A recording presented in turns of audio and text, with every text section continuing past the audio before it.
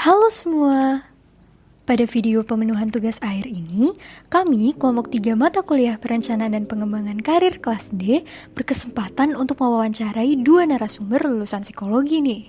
Kira-kira bagaimana ya profil karir keduanya? Eits, tapi sebelum itu, siapa sih narasumber keren kita ini? Narasumber kami yang pertama ada Bu Maria Agustina Wuning Tias SPSI atau yang biasa disebut Bu Tias. Beliau merupakan lulusan S1 dari Universitas Katolik Sugio Pranata Semarang dan saat ini menjabat menjadi bagian dari Human Resource Department dan General Affair dari CV Evergreen Buana Prima Sandang selama 6 tahun lamanya. Wah, keren banget ya. Selanjutnya, narasumber kedua kami ada Burut Ginting SPSI atau yang biasa disebut Burut. Beliau merupakan lulusan S1 dari Universitas Sumatera Utara dan saat ini menjadi guru dan staf bimbingan konseling SMA Unggul Del selama 3 tahun. Nah, gak perlu berlama-lama lagi, yuk kita langsung ke pertanyaan pertama. First thing first, lingkup kerja dan tugas sehari-hari dari pekerjaan yang sedang narasumber kita tekuni ini gimana sih? Kami di sini kan tergolong baru ya, 2016. Jadi kita mulai starting dari awal, mulai dari persiapan bangunan, kemudian kita mulai isi orangnya karena kita bergerak di industri manufaktur, khususnya garment. Jadi mau nggak mau kami setting orang dari awal, benar-benar pure dari awal terkait pekerjaan jahit-menjahit. Tentunya nggak sedikit yang kami rekrut. Semua 100 sampai sekarang itu total karyawan kami udah 500 sekian. Jadi kita di awal 2016 starting mulai dari 15 orang, 20 orang, kita bagi bertahap. Jadi tidak brek langsung dalam satu waktu kita penuhi satu produksi, itu enggak. Tapi kita penuhi secara bertahap. Rekrutmennya start dari situ, kemudian kami mulai untuk pemenuhan staff selain dari operasional produksinya, seperti itu. Pertama, menjadi seorang pengajar atau saya mengajar, apa yang saya ajarin pastinya ajari berkaitan dengan pengembangan diri pastinya. Nah, yang berikutnya itu adalah membimbing, karena konselor sekolah juga dituntut atau diberi tanggung jawab menjadi seorang pembimbing. Saya juga diberikan tanggung jawab untuk membimbing anak-anak untuk menjadi, ya bisa dibilang menjadi pribadi yang lebih baik, atau dikatakan juga menjadi pribadi yang matang untuk masuk ke kehidupan yang nantinya sebenarnya. Kira-kira hal atau pengalaman apa aja ya yang paling berkesan saat bekerja di bidang ini? Selama rekrutmen, karena dulu belum proper banget ya kondisinya, masih bangunan juga belum jadi kita benar-benar rekrutmen di dalam kondisi yang seadanya. Meja juga terbatas, pintu juga nggak ada gitu, orang masuk, dan kami juga ketemu orang-orang macem-macem lah ya. Mulai dari mereka yang tidak bisa jahit, kami buka magang, training. Mereka kami latih selama 1 bulan, kami ajari jahit, sampai nanti mereka bisa kemudian ibaratnya kami kontrak untuk naik ke tahapan selanjutnya. Saat sesi konseling gitu kan. Nah, saat sesi konseling itu saya bisa lebih mengenal anak-anak, karakternya seperti apa. Kemudian saya bisa lebih mengenal gimana sih latar belakang anak-anak tersebut. Nah, selain itu karena di sini juga kami sebagai guru BK itu dituntut untuk membuat program-program gitu kan. Programnya ya bisa dibilang program seperti seminar motivasi atau seperti program pengembangan karir atau pengenalan kampus. Nah, itu juga memberikan kesan kepada saya. Kenapa? Karena melalui program-program yang kami rancang, itu bisa memperluas jaringan saya, bisa memperluas komunitas saya. Jadi saya memiliki lebih banyak teman, lebih banyak kenalan, dan lebih banyak lagi belajar tentang ya bisa dibilang dunia psikologi maupun dunia pendidikan. Di samping itu, apa saja ya tantangan atau permasalahan yang biasa dihadapi untuk posisi ini? Bagaimana cara menyelesaikannya? Tantangan paling berat itu lebih ke bagaimana kita memenuhi orang, karena produksinya kan uber-uberan tuh, harus sekian target produksinya, mau nggak mau manpowernya harus sekian. Nah, itu yang kita uber-uberan. Kadang kita manggil 10 orang cuma datang 5 orang. Kadang dari 5 orang itu pun yang memang benar-benar kompeten. Artinya walaupun kita melihat mereka belum bisa menjahit, selama mereka punya skill, mereka punya kemauan dan keterampilan tangan yang baik, biasanya kita kan akan latih tuh, kita pertimbangkan. Ada kadang yang 5-nya failed semua lah, nggak bisa kita bentuk, nggak bisa kita jadiin kandidat yang bisa kita latih, itu ya pernah aja. Jadi bagaimana kita upayanya untuk pemenuhan orang supaya produksinya bisa jalan dengan lancar. Gimana sih cara kita membawa anak-anak itu untuk bisa fokus dalam belajar?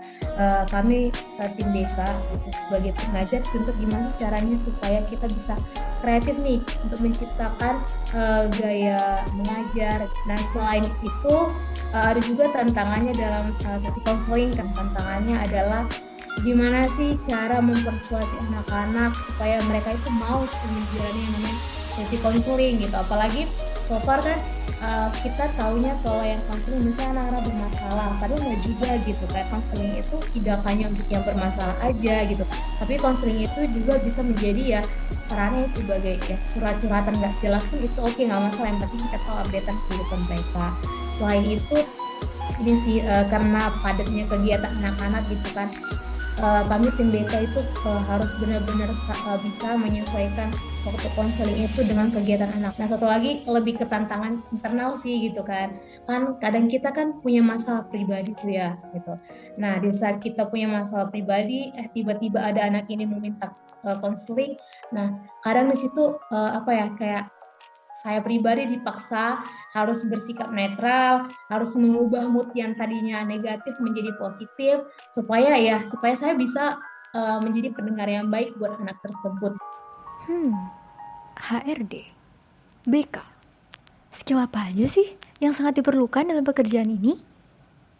Kalau di saya lebih ke ini ya, psikotes, kemudian untuk developing orangnya, saya lagi pengen bentuk untuk training, karena hard skill kita bisa latih ya, bisa bikin pelatihan, kita bisa bikin satu kelas khusus atau training khusus, tapi untuk soft skill-nya kayak masalah leadership, karena suatu saat ini kan perusahaan berkembang ya, dan kami pengen leader, kami pengen ada jenjang karir lah buat mereka, nggak cuma sampai di operator aja. Nah, itu yang pengen kita gali lebih lanjut sih. Bisa menjadi pendengar yang baik, kemudian berikutnya itu juga kita harus suka anak-anak pastinya. Kemudian yang berikutnya itu adalah kita juga harus bisa menjadi observer yang baik gitu kan. Kenapa? Karena dengan kita bisa mengamati anak-anak itu dengan baik, kita jadi tahu apa sih inti permasalahan si anak gitu. Apalagi kalau kadang kan anak-anak ini mau ada yang bohong ya gitu. Kemudian ya pasti kita harus bisa dong memiliki kemampuan komunikasi yang baik supaya masuk gitu ke percakapan anak-anak. Soft skill yang harus kita miliki selanjutnya itu adalah bisa dibilang kita harus bisa sih yang namanya mengendalikan emosi yang baik. Jangan sampai membuat anak-anak itu jadi nggak mood gitu untuk sharing ke kita, untuk konseling ke kita. Dan yang terutama kita harus punya empati sih gitu. Kenapa kita harus punya empati? Ya supaya kita bisa menyampaikan pikiran kita yang sesuai dengan usia mereka dan juga yang sesuai dengan kondisi mereka. Kira-kira bagaimana ya kisah dua narasumber kita saat menentukan pilihan karir hingga sampai di pekerjaan ini? Dari awal kuliah, karena saya kuliah psikologi, saya fokusnya memang ambilnya di HR, di industrial, karena terus terang kalau untuk di klinis kok saya nggak mampu gitu ya. Kalau misalnya di manajemen, tertarik juga untuk psikotes, untuk interview seperti itu. Kemudian saya sempat bergabung di LSM waktu itu, bergerak pada manajemen rumah sakit. Tapi pada saat itu dia ada kontrak dengan salah satu perusahaan besar sepatu untuk pendamping lapangan, jadi outreach worker bahasa mereka. Kita dikasih program untuk mendampingi para pekerja-pekerja pabrik supaya berperilaku hidup sehat. Nah, dari situ saya belajar sedikit terkait manajemen rumah sakit karena mereka itu menangani rumah sakit swasta Katolik khususnya di seluruh Indonesia. Jadi saya sedikit banyak belajar dari mereka. Setelah itu pindah perusahaan, tetap jadi SR, tapi mungkin pimpinan saya yang selanjutnya itu melihat bahwa saya ditantang lah, bukan melihat ya, saya ditantang untuk marketing. Jadi sempat ke marketing juga, nangani BTL waktu itu, below the line, karena senangannya nanganin event, jadi saya dipercaya untuk BTL.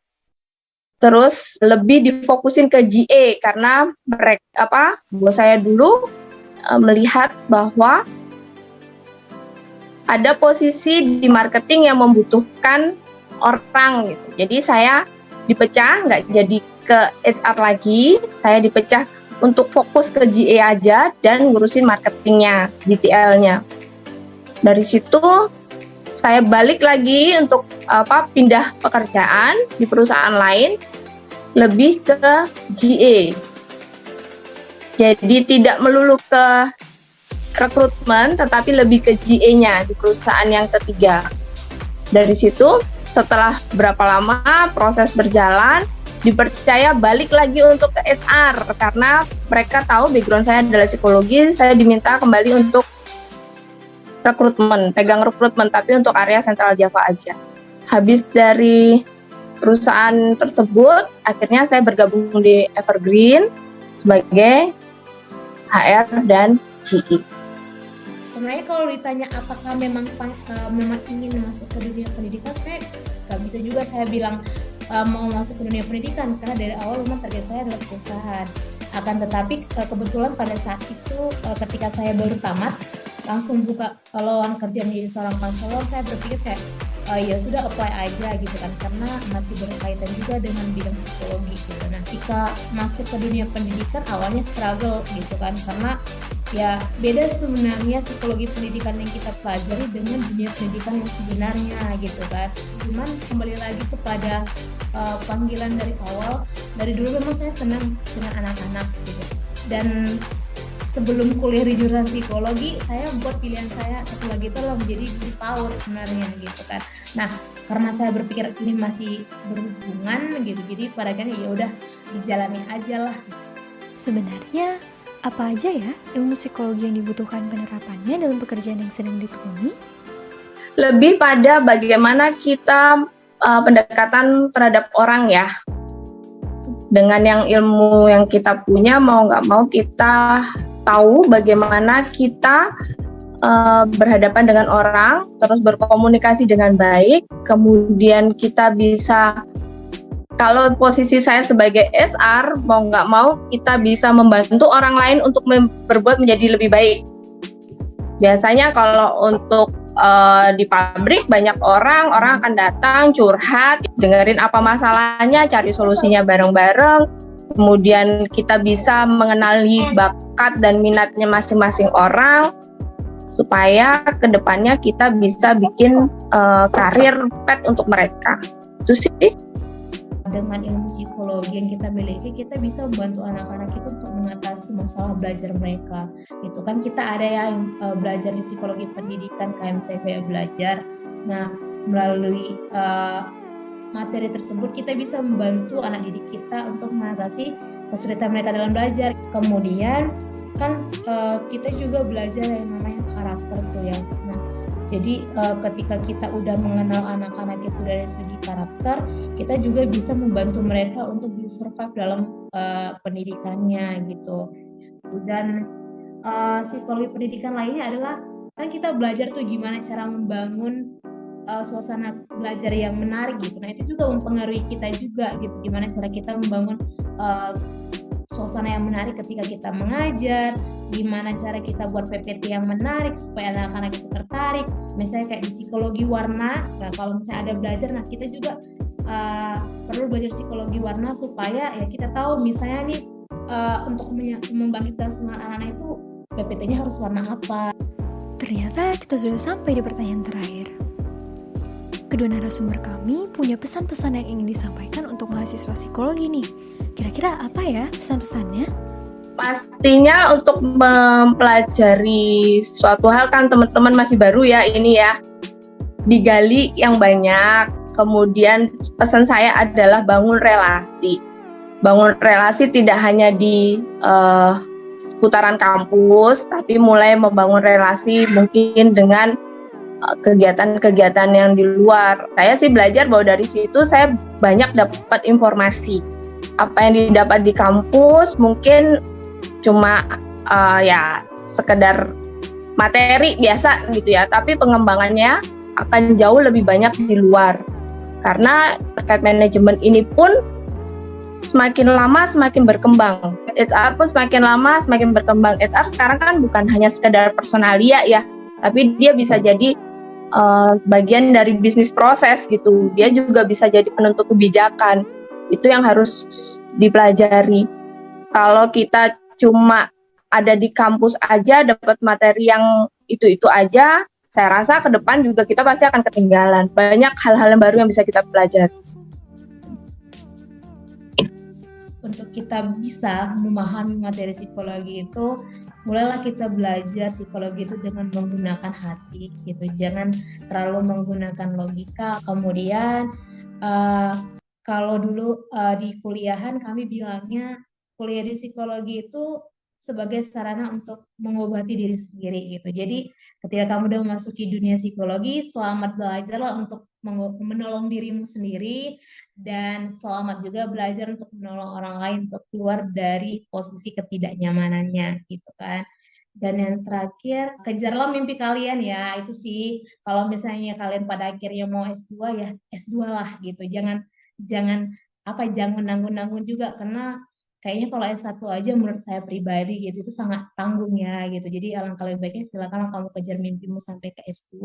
Dan kemudian ini sih yang paling utama, kalau kalian kuliah di psikologi jangan asal lewat gitu ya, tapi coba diterapkan ke diri sendiri juga gitu, supaya ya itu bisa menjadi salah satu cara kamu juga untuk bisa paham terkait materi tersebut. Itu aja sih yang bisa dibilang. Artinya semangatlah buat kalian semua gitu ya.